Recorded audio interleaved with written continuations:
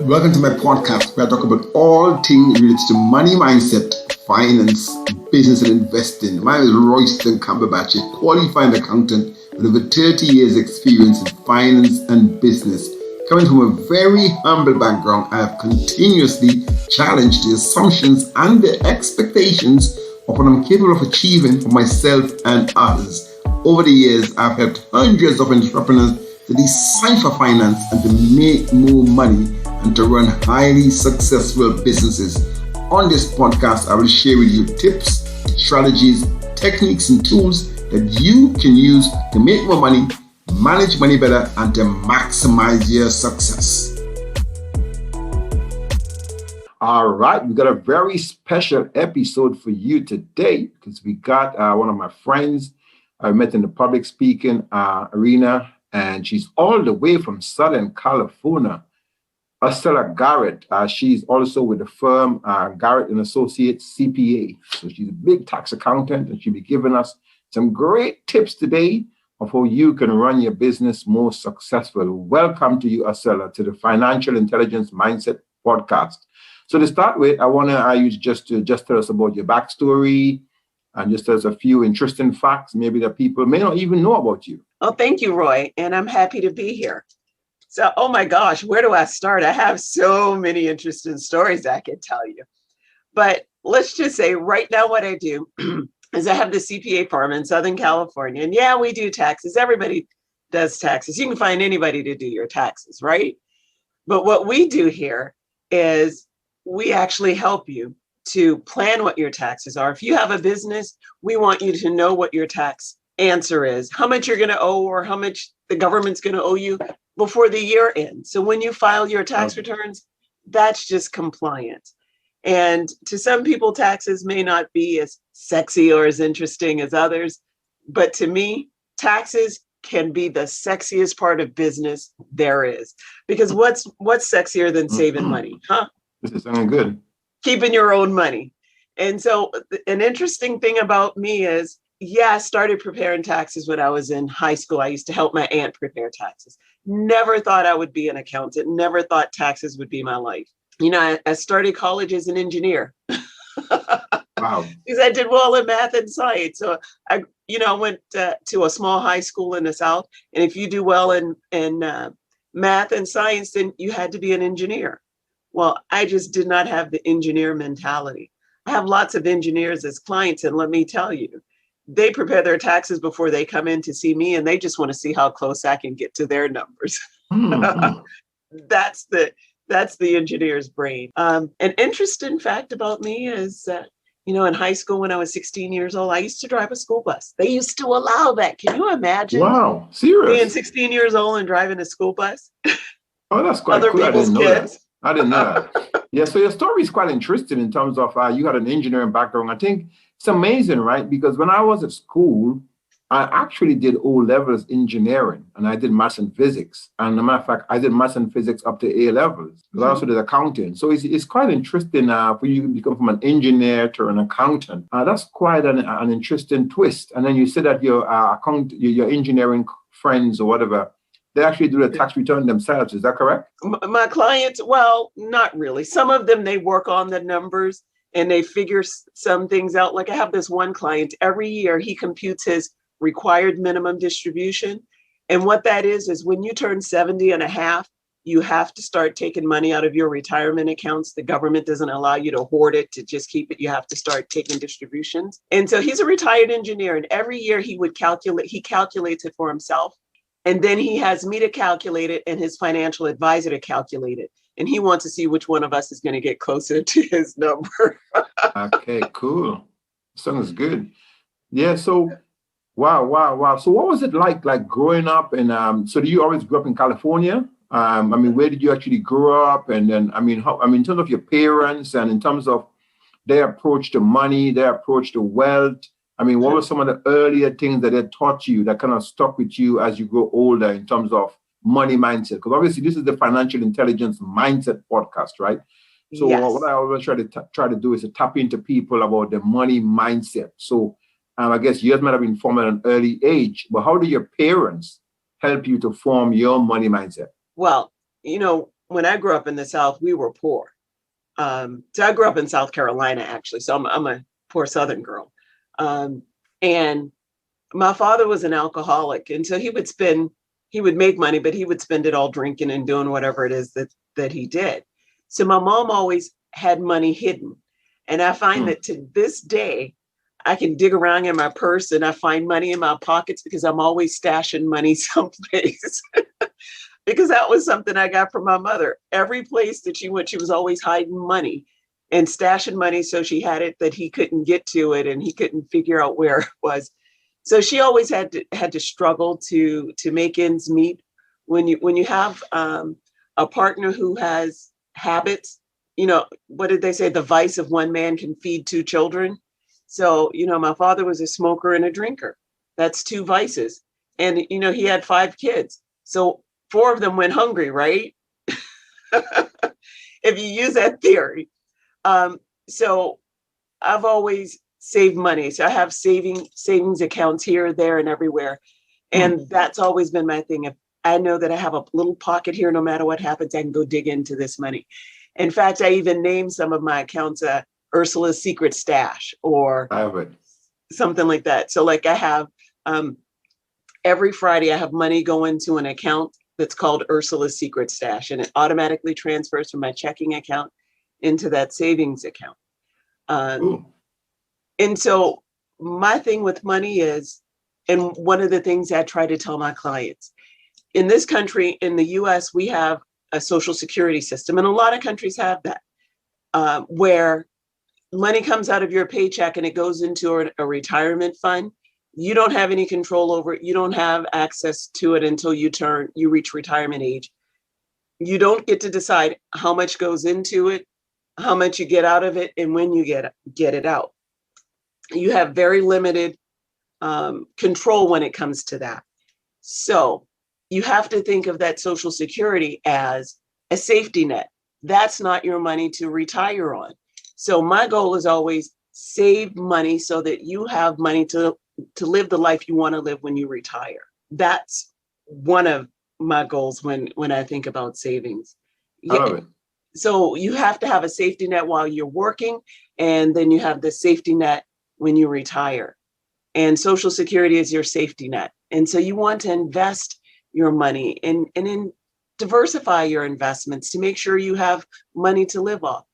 Some of my clients have real estate. So they may not contribute a lot to retirement plans, but they have several different real estate ventures like rental properties. So that's a source of income from them. So when they're not getting money out of IRAs or some other pensions, their funds are coming from their real estate investments.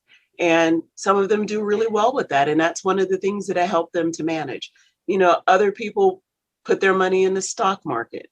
And now the new thing is cryptocurrency, virtual currency. So, it doesn't really matter. Digital. It doesn't really matter as much how you invest it, or what you invested in. It does matter how you invest it.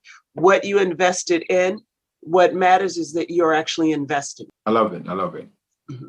So are you, let's if we try to put you in one of these brackets, are you a saver, a spender, or an investor, or a bit of both? I was going to say, yes, I'm a saver, I'm a spender, I'm an investor. Okay, yes, so to all. Is it like 1/3 each? Is it for you? Or no. You go more heavy? More heavily towards spending? I'd like to say that no. Probably I'm more investing. Cool. Yeah. Investing is probably. So if there was someone listening to this, right? Obviously, you came from a very humble background like myself. If there's someone listening to this right now and it goes, all these people, man, talking about investing and saving, I'm just trying to make ends meet.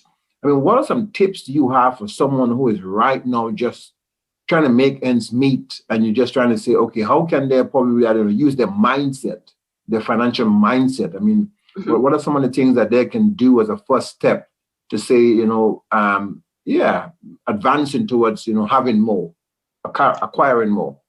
Oh, absolutely. Now, because I deal a lot in taxes, one of the first things I'm going to tell you is you look at taxes. You don't look at taxes as a fee. or to pay a professional to prepare your taxes, you don't look at that as a fee. To me, that's an investment, because if you come to somebody like me to prepare your taxes, yeah, I can prepare your taxes, but that's not where my value is. My value is in how to help you use tax laws to save money. Like a lot of people like getting refunds at the end of the year. They file their taxes and they get their big refunds. Well, that means the government is using your money interest-free for the whole year. Now, wouldn't you be better off if you had that money that you could save or invest that money in yourself instead of getting a refund? Where if you paid somebody like me to help you figure out how much your refund is going to be. So instead of getting a refund at the end of the year, you change it so that you're not getting that refund at the end of the year. You break even, and you've been using your money all year long to either save or invest. I love that. Or to help you meet those ends. So when you look at investments, there are all kinds of investments. You can invest in yourself, you can invest in your education, you can invest in your future. And by paying a professional to help you with your taxes, that's investing in all of them. I love that answer. And to be honest, you can also pay a professional to mentor you, to help you to become more financially savvy, so you can start to invest in anything, But the biggest investment you can make is obviously in yourself, right? That's the biggest investment. Oh, absolutely. But I like what you said about the taxes, because what I have found, right, is that in terms of the taxes, so I moved from employee to self-employed. And in doing that, what I found actually is that there was just, well, as a matter of fact, I moved from employee to become self-employed business owner because of the taxes. Mm-hmm. Because once I reached 100,000 salary in the UK, well, actually at the time was salary plus bonuses, that hit me so hard with the taxes. I was like, wow. So we have this thing in the UK. The first, I don't know, it varies every year, but the first 12,500 is tax-free. Right. But if you get to over 100K, then you start to lose the personal allowance. So I was getting to that level like 10 years ago. I goes, nah, that's not going to work, man. So I just started to work through a limited company. And I like what you said, because what I did over the years was to use my director loan account as a way to kind of take money. And I mean, there are strategies, basically. That's what we said. If you listen to this podcast and you want to save some money up front, you want to have your money in your hand, if you're in the USA, get to Ursula Garrett. You want to search Garrett. You can say who you are. Is the one to find you. Well, my company is Garrett and Associates CPA, but you can find me at my website or on any of the social media. I usually go by the handle of CPA Garrett. I love it. And of course, you're going to kind of repeat it again. But the whole point that we're saying is that if you're in the UK, just Google my name, Royston Cumberbatch. You can find me on my website, Because what it is, right, a lot of people, they're paying the taxman too much money, Oh, they are. Yeah, they know and that's that's one of the smartest ways to save money. And I quite like that, Ursula. I quite like the fact that you came and said that today. That's really, really a big thing, Oh, absolutely. Now, you might have seen what's been making big news this last year in 2020, was that our former president, part of his taxes got released, and they showed that he only paid $750 in taxes. And what I have to say to anybody that's grumbling about that, it's like, no, don't hate, learn, and imitate. Yeah. If you use tax strategies, well, I may not be able to get your taxes down to $750, but I can get your taxes lower. And while I absolutely believe that you should pay your fair share, but you shouldn't pay 1 cent more. That's it. Pay your fair share, not 1 cent more. And there are all kinds of tax strategies that can be implemented so that you can reduce your taxes and not have to pay as much. It depends on the kind of entity that you are. If you're self-employed, you have an LLC where all of your income is taxed by self-employment. You live here in California, you can pay up to over 50% of your earnings in tax. Why would you do that if you didn't have to? Why would you pay half of your earnings if you didn't have to in taxes? So there are all kinds of strategies that you can implement. And what a better way to come up with funds to have to invest, or funds to have to save, or funds to help you make ends meet. And the other thing I'm going to say to you is individuals pay taxes, businesses take deduction. Yeah, well, that is true. Yeah, that is true. Yeah. Yeah, there are tax deductible expenses, right? and that kind of stuff. Wow, I love that. And that is quite deep. And I'm quite happy that you came on today. I mean, this podcast is listened. I think number one is actually the USA. I don't know why, but I mean, I'm in the UK. Because you're amazing. Hey? So because you're amazing, that's why you're number one. Thank you for that. Yeah. So look, I want to talk to you about, you're an accountant like myself, right? And I know you kind of explained why you kind of get into taxes, but what made you choose accounting as a career? And how do you think that has helped you to run your business? How do you think being an accountant has helped you to run your firm? Oh, wow. When I decided what my career was going to be in business, I actually was studying computer information systems, and I took an accounting class, and I thought, oh, this is it. So I added accounting as a minor, and then I took a couple other accounting classes, and then so I ended up majoring in accounting and minoring in computer information systems. I found accounting very, very interesting, and a lot of people think of accounting as math, but you and I both know accounting is more about balance. Right? Yeah, it's more, to be honest, it's more arithmetic more than anything else. And it's more like, obviously, accounting is a language of business, number one, right? What does that mean? It really is. That, the numbers don't lie, right? So it's the language of business. But also, what I would say in terms of balancing, yes, accounting is off of bookkeeping. Yeah, and bookkeeping is a foundation to accounting. And there's something called double entry bookkeeping. So to every debit, there must be a credit, Right. And everything has to balance. And everything has to balance because obviously A is equal to L plus C on the balance sheet. Right. Interestingly, on the income statement, we know income minus expenses is equal to profit. And the balance of the profit goes back into the balance sheet. So it's obviously keeping in balance, right? Right. Interestingly, by the way, on the profit first system, which you kind of mentioned that you have every month, you move amongst out of your bank account, right? Mm-hmm. What I was going to say to people listening to this, on the profit first system, we don't say income minus expenses equal to profit. We say income minus profit equal expenses. I mean, you should know your profit first, even before you pay your expenses. So I quite like the fact that you move stuff around from bank to bank, because I spoke about this on the podcast before, having multiple bank accounts. How many bank accounts would you say you have for your business and for yourself? And how do you kind of manage that? How do you... I mean, don't tell us your secret sauce, but but how do you kind of move things around from a managing perspective? So mine is a little more complicated. So if I were to log into my online banking system right now, I think there's somewhere between 12 and 15 bank accounts, checking and savings. So I have... wow, for you or for your business? Well, multiple businesses. I have multiple businesses. Oh, multiple businesses, right. Yeah. And so my business is operated as a sole proprietorship for over 20 years. And as of this year, I actually incorporated Garrett and Associates. Yeah. So right now I still have 2 bank accounts for each one of those. So that's 4 bank accounts right there. So when you have your business, you want to have a checking account, a savings account, and an investment account. Sometimes if you have a really large payroll, you may want to have a separate account for your payroll. But that's not absolutely necessary, but it's a good idea. As a lot of times you can use your savings account as your payroll. So you put the money in because you know you're going to need this for payroll. And then when you have accrued vacations and accrued paid time off, that if you keep that amount in your savings, and when your employee comes and says, I need this money, you're not stressed out about it. How am I going to pay the employee? It's a good rule of thumb. But, my husband and I have real estate investments. So we have a couple of LLCs where we have real estate investments. And so each LLC has its own checking and savings. I'm in business with my daughter. She has a training. She's a fitness model and a personal trainer, and she does personal training and fitness coaching. So, and I handle all the finances for that, obviously. Okay, cool, so there's a couple of accounts for that. I have my personal accounts.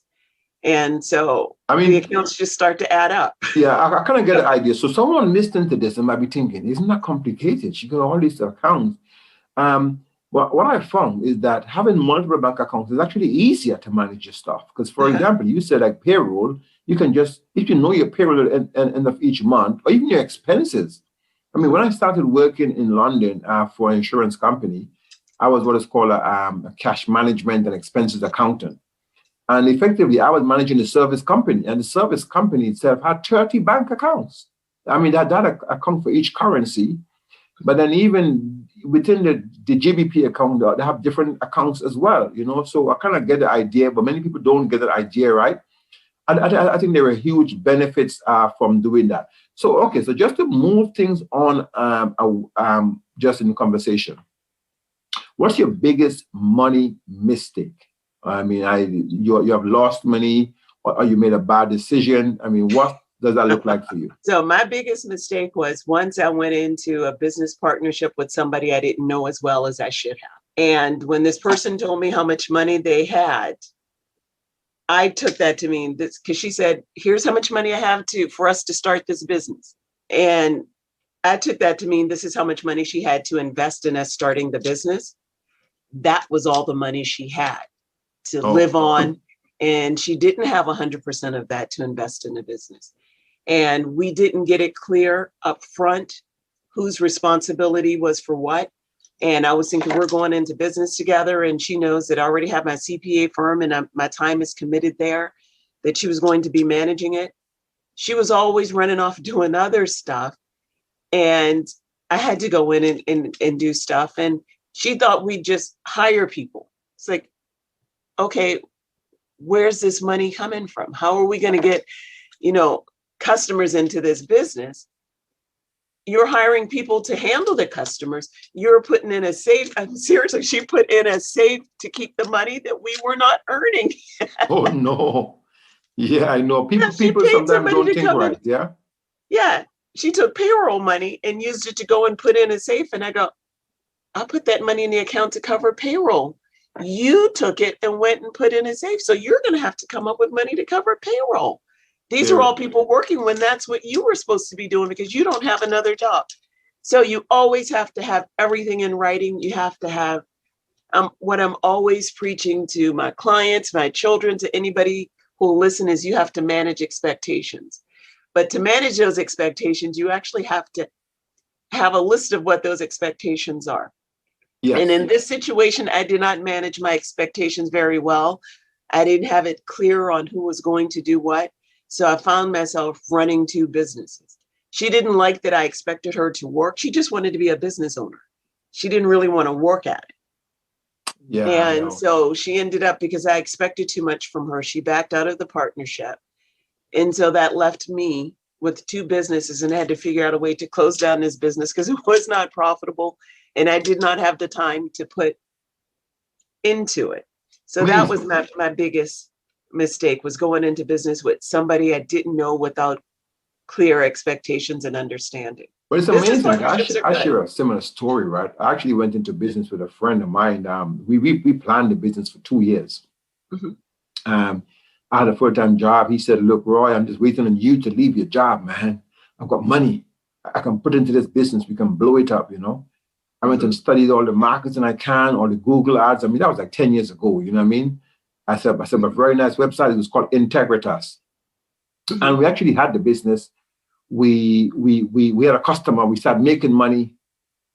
I put in most of the energies into the business. And when it came to like blowing the business up, right? I kind of quit my job because I had a few other options as well, things I kind of had a vision of where I wanted to go. But man, the guy actually, he said, who told you to quit your job? Because I'm not ready for this, and some blah, blah excuse. We could have been multi-millionaires by now, man. That was before like all this online training and stuff was happening.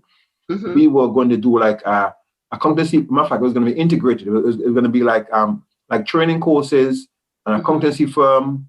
We were going to train people. Yeah, it was going to be so sexy, man. I mean, we were going to make accountancy firm sexy, but just like how you making tax sexy. But basically, it kind of didn't happen. And you're right. I think you have to really vet the person you're going to go into business with, mm-hmm. and just make sure that person is like, that person is on par with you. And then you have to manage, as you said, manage your expectations. Cool. So what's the biggest financial success you have? Well, I mean, we talk about so many different things, your journey. We talk about your big mistakes. We talk about how you manage your money. Obviously, I'm gonna ask you as well how to really advise someone in business anyway who is looking to manage your money. But before I go into that, what's the biggest, you say, financial mistake that, no, not mistake, no, the biggest success. You invested some money or something happened, I don't know, maybe a fortune or something like that? For me personally, yeah. What do I consider my biggest financial success? Yeah. Okay, so I'm going to answer this question a little differently probably than you ask. And I'm going to say my biggest success was this past December, how I reached out to my clients to implement some tax strategies. Mm-hmm. And the clients, just in 1 month alone, based on the tax plans that we came up with, I think I probably helped my clients save, just the ones that I dealt with in December, over $1 million in taxes. Wow. That is good. I mean, obviously, success is what, for me, success is what you have achieved for yourself and others. So if you help your clients to save $1 million collectively, that is massive. Yeah. Let me tell you, being an expert and knowing what you know and knowing how to do it, it's all well and good. But if you don't share that, it does no one good. And so even though I tell my clients, here are the services I offer, I never really made it clear to them how I could help them.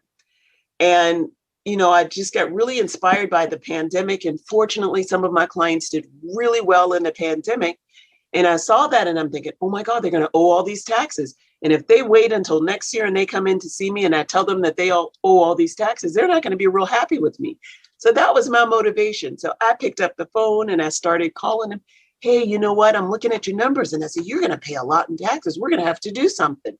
Here's how much I can help you save. If you're interested, then we need to get moving on it before the end of the year. And I made a few of those calls, and December was my best December ever. I've had my own practice for over 20 years. Yeah. And this past December, when my office was closed the last 2 weeks of the year, I saved my clients more money in that 2 weeks when my office was closed, probably than I did the whole year. That's fantastic. That is really great. I think a lot of, that means that you are amongst the billionaires. In terms of the billionaires made more money during the pandemic than any other time. The top tech companies, you know what I mean? Because more people were online. I was just teasing you there, but I'm saying that's just a great strategy. And it just shows you, right, that you saved them money and you made money, right? Oh, yes. Oh, yeah. You understand? It worked both ways. Yeah. So you make money, saving people money. Like me, I do like coaching now and mentoring. I call it more mentoring than coaching, people to grow their business. Mm-hmm. And I remember this week I was like speaking to a girl. I'm currently running my ads like over in the Caribbean now, Mm-hmm. So I was speaking to this girl and a young lady. She's actually a medical doctor and stuff. And at the end, I sold her and she was saying, oh, so about the cost. I say, it's not a cost, it's an investment. Yes. You're investing in your business growth. Mm-hmm. So afterwards I kind of asked her about the process. And she goes, you know what happened? You said the right language. When you told me that what I'm paying you was an investment, that was it for her. So sometimes you have to just make people understand that when they hire a tax expert, when they spend money with a tax expert, they are investing in their own finances. Because effectively it's going to save them a lot of money. Mm-hmm. So that's really, really, really big. Cool. So you know what? And I think you hit the nail on the head right there with that when you said that. So like I said, you can find anybody to prepare your taxes. So you go to the guy next door and he prepares your business tax returns for $1,500, but then you owe $350,000 in taxes. Yeah.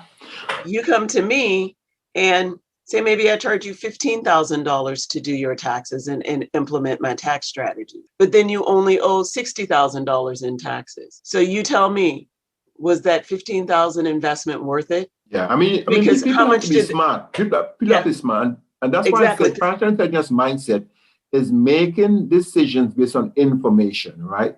So when people looking to make decisions in business, they have to understand that when they spend this money, it's not an expense, it's an investment, you know what I mean? And what the potential return is, you know what I mean? I think if people make decisions like that, with all decisions in business, I think it's going to really help them. That's cool. So from a tax perspective, I've got two questions for you. From a tax perspective, someone is just, they're already in business, they're making money in business, at what stage of the year should I do the tax planning? I mean, in terms of like, say it's January, and January is the first day of the new year.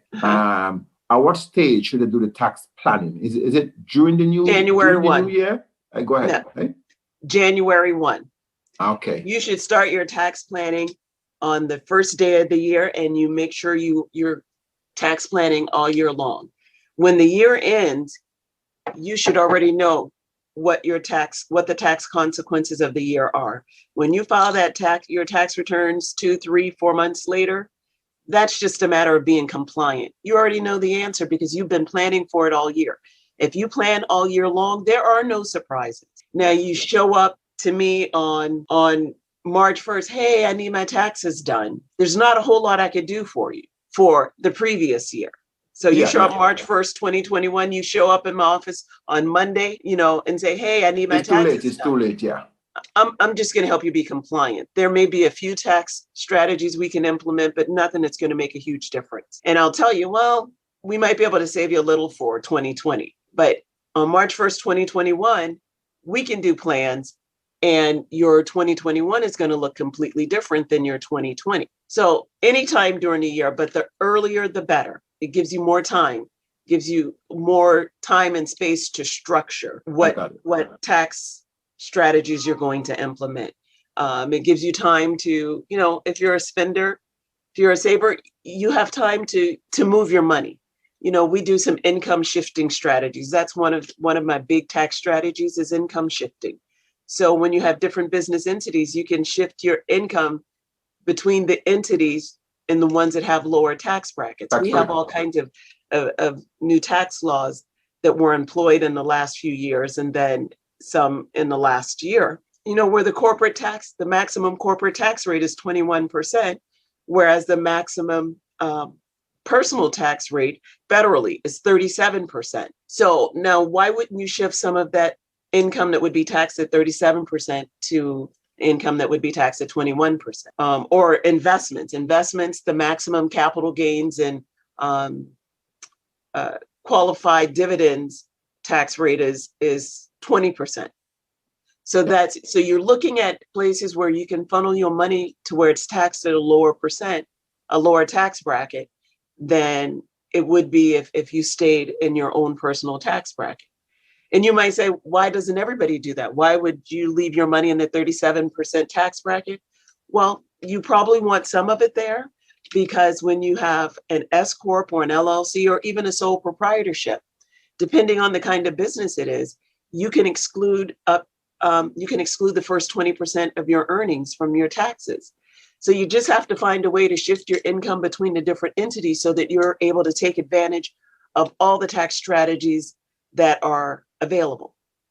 Cool. So I know you've obviously shared the what, but not the how, right? Because that's cost money, right?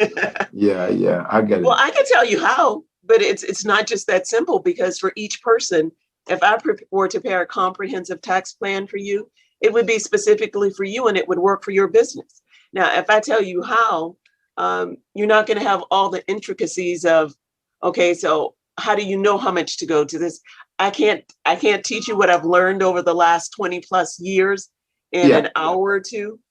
This is years of experience and knowing the tax laws. And I use other experts and I have other partners that help me with the areas that their expertise. We're talking about different investments. I don't do all of that myself, but I have a whole network of people that I use. That's the idea. Exactly. Yeah. So what's one of the most common tax mistake you see people like doing in terms of, obviously the UK and the US is different, but in terms of people who they have filed the taxes, they haven't come to you in the beginning of the year, and now it's the end of the year. What is one of the most common thing you think that they have done? I mean, it kind of look like a thematic theme, you know what I mean? Something that most people tend to do. That's just completely a no-brainer. Okay, so if we're talking about business owners, one of the things that they do that really mess things up is they commingle their personal and their business expenses in the business. And so when they see all these deductions, they think, oh, I've already deducted all this. I'm not making any money. They think if I pay for it with my business credit card, then it's a business deduction, and that's not quite how it works. So they pay for a lot of their personal expenses, and then at the end, when they don't have cash and they don't have profits because they've incorrectly categorized personal expenses as business expenses, they're surprised when I go, no, you can't deduct this. Or, one of the things we do here is we pay subcontractors. And so I have business clients that will pay people and they don't want to issue a 1099. So a Form 1099 is what you issue to subcontractors or people that you pay money to for a service. The only way you can deduct it is if you issue them the 1099 so that they can report it. What the IRS is really concerned about is somebody has to pay the taxes on that money. So it's either going to be you or the person you paid the money to. If you can't tell me who you pay that money to, then you're going to pay the taxes. And that's one of the biggest things that we run into. So all year long, these 1099 forms they're required to be done by the end of January, but we do them all year long because we get business clients that come in and they did not issue those 1099s, and we tell them you can't deduct it, you're going to have to pay taxes on it. Oh no, we're going to issue those 1099s because they don't want to pay taxes on money that they paid to somebody else. So to me, that's the biggest one. Basically, it's kind of keeping your records clean, basically. I mean, in terms of your personal banking, your business banking. I mean, over here in the UK, we have something called like P11Ds, which is like, it's called like benefits in kind, If you take something from the business for yourself, that was not actually a business expense, or, you have to pay personal tax on it. So sometimes, for example, in the UK, if the business pays for your phone, if the business pay your personal phone, if the business pays for, some personal medical insurance as well. So like if something personal that the business is paying for, what the government does, the government does an assessment of all the benefits that you're getting and they tax you on that as well. You know what I mean? But you're right. The biggest mistake that people make is that they just don't keep proper records. You know what I mean? Yes. And it's just like, I recently was dealing with a tax case for someone actually. And it's amazing actually, because when I told him the fee that he was going to have to pay, he was like, he tried to negotiate with me. And I goes, man, do you want to pay me or do you want to pay the tax man? Because what happened is that when you pay me, I save you tax, you see? Exactly. And if you don't pay me, then you pay the tax man. So who do you prefer to pay? So I think a lot of people don't realize the benefits of having great tax advice at the outset, And it's not just tax advice. I think it's also strategic business planning and financial planning at the outset. It can save you a lot of money. Oh, absolutely. Okay. All right. So we're coming to wrap up just now. We just got a few more things for you. So someone who's in business, right? Not just tax, but someone who's in business and they want to be highly profitable, they want to be successful. What are some of the key numbers you as a tax expert will say to them that they should be managing or looking at or keeping an eye on? Some of the key numbers. Okay. So for me, I know a lot of people think that the profit and loss is the most important statement, but for me, I think it's the cash flow. So the number you want to look at is your net cash flow. Yeah, you may be bringing in lots of money, but if you're using next month's money to pay last month's expenses, then you're not really profitable. Yeah. And so that's where cash flow, that's why I think cash flow is the most important statement. It doesn't really matter how much money you're bringing in, because it's your job to try to reduce your profits for tax purposes to as low as you can get it, so you pay as little taxes as possible. But just because you're not showing much in profits doesn't mean that you should have little cash flow. You want your cash flow to be high regardless of what your profit is. Yeah, obviously, because there's a big difference between profit and cash. Obviously, profit is on the P&L and cash is on the balance sheet, right? And you want to have cash reserve as well. You call it net cash flow. I call it the free cash flow. The cash flow that's left over from operations minus any capital expenditure is the same thing, basically. It's the sum of all the different cash flows. And actually, many people, you kind of get me excited here. Many people don't understand cash flow. They think cash flow is just like from revenue and expenses. That's only one type of cash flow. That's called operational cash flow, right? And people have to even understand which kind of cash flow does not impact profit, like capital expenditure. So you're right. Cash flow is so important. I love that. I love that. Cash flow is so important. So look, I asked everyone this question. What does the term financial intelligence mean to you? You said, what does it mean to me? Yeah, financial intelligence. I mean, what does that term mean to you? So what financial intelligence means to me is it means financial freedom. To me, what it means is if you understand your numbers, then you're free to do any and everything that you want to. You're able to set goals and meet those goals when you understand the numbers. Financial intelligence means you know where your money's coming from, you know where it's going, you know where it went. You're not going to open up your bank statement at the end of the month and say, oh my God, look at how much money I made last month and where did it all go? So you know your numbers. That's I what love it. financial intelligence means to be. Yeah, I love it. It's a great answer, right? Because obviously for me, financial intelligence is understanding numbers behind your business. And I actually have a little formula because to me, it's like financial, I don't know, literacy. I call it FL. Then you have financial education, FE. But to me, financial intelligence is equal to financial freedom. Definitely, that is to me, it's like a stepping stone. First of all, you obviously want to be financially literate. Then you want to get some financial education, But then eventually, if you're a business owner or even just an individual who wants to build wealth, you have to be financially intelligent because you want to make the right decisions. Like, for example, saving taxes and not paying the government too much taxes. That's just one example, you know what I mean? Where to invest in, that kind of stuff. Wow. So that's really good. So, Ursula, you shared a lot of gems on here. Where can people find you? I know you said it before, but I want you to go slow because I want people to find you. Where can people find you? And do you cover just the US or do you cover like UK as well or international tax laws? I mean, how good are you with that? While I'm vaguely familiar with some of the other countries' tax laws, I would typically have to go to someone else for their expertise. Yeah. What I am familiar with is with expats from the US, or actually I do have clients from other countries that get like maybe their social security from different countries. And so if I don't know it already, I usually look up the treaties that the US has with those countries to see how to treat payments that they get. And in case you didn't know it, that if you got social security from Austria, not 1 cent of it is taxable. Whereas if you got social security from Canada, then it's taxed just as US social security. And I think the same is I think it's the same with the UK. It's taxed the same as Canada and the US. It's all taxed as US social security. So, I mean, those are the things that I have to research and figure out. And once we have a country in our purview, then we know it. And so I do have quite a few expat clients, and I have some clients that are expats from other countries that now live here and they get income from those sources.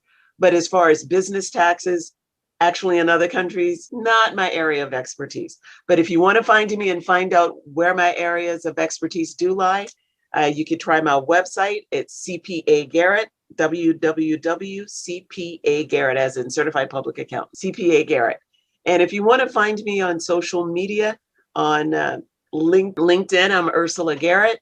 On Twitter and Instagram, I'm CPA Garrett. Put in my name and you'll find me. Garrett and Associates is also on Facebook. But here, I'm going to give you the best way to reach me because that was just a whole lot of information. So one website will get you connected to me anywhere and everywhere. And I probably should have told you this first. So the one place where you can find out everything about Ursula Garrett is ursulagarrett.com. Look at that. How easy is that? That's easy. Like my calling card. That's easy. Ursula, you are just, I think you are the most fun person I've had on the podcast. I mean, I probably shouldn't say that. I mean, fun in the sense of a tax fun person. You know what I mean? Someone who does tax, but it makes tax sexy, as you said.